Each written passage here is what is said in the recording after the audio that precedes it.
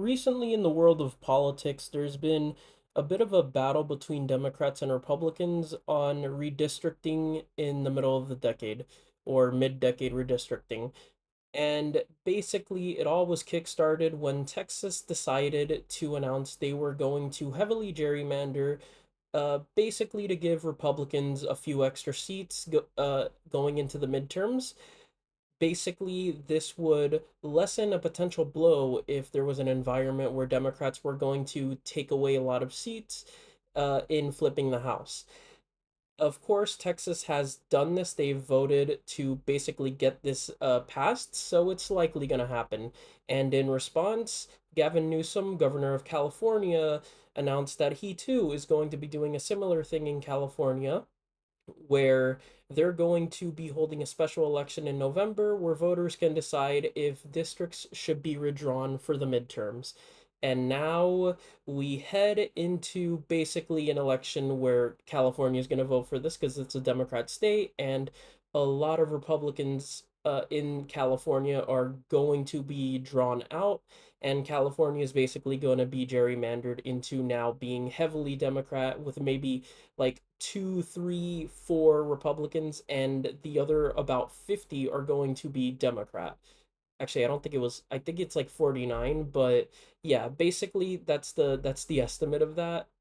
And the goal is to counteract because of course this is something Democrats probably are not happy with because odds are the 2026 election, if they are to flip the House, it probably wouldn't be by a margin that couldn't be overshadowed by any gerrymandering Republicans could make.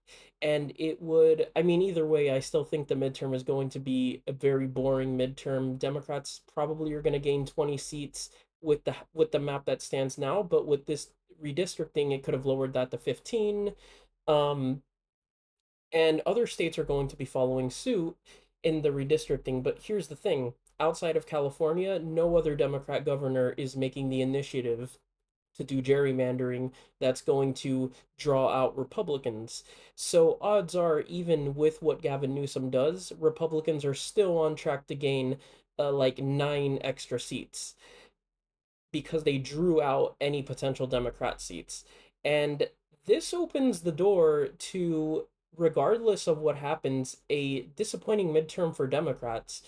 Like, let's say maybe they flip the House or maybe they gain 5 extra seats, but had other Democrat states taken the initiative and that, or the gerrymandering that Republicans did not happen, they would have perhaps flipped the House, maybe gained 10, maybe 20 seats. And that outrage is going to be something that Gavin Newsom might potentially be thinking about and is fueling why he's doing what he's doing as the lone governor fighting for this. Because at this moment, Democrat voters are really souring on the party because they view them as weak and not fighting Republicans. Well, Gavin Newsom is basically emerging as basically the sole big name fighter against Republicans. And I think short term, this may still result in a net negative for Democrats for 2026.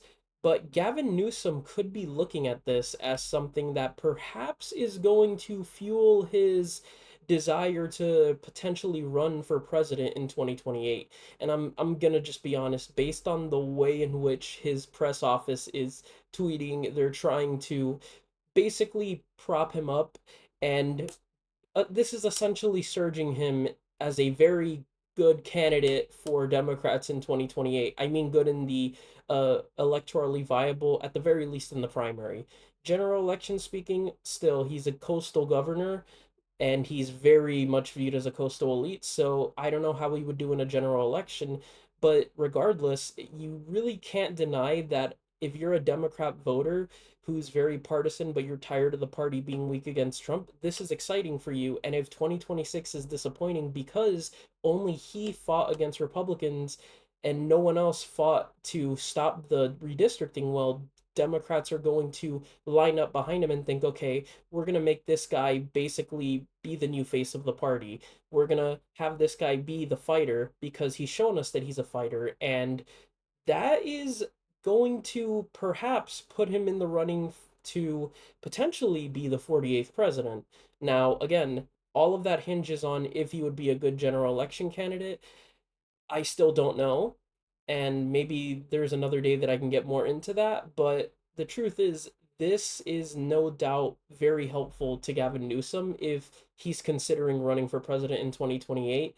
This is kind of like giving him a really good shot of being the nominee in 2028 if he chooses to run, or at the very least like a candidate who's going to automatically be a top candidate in the top 3.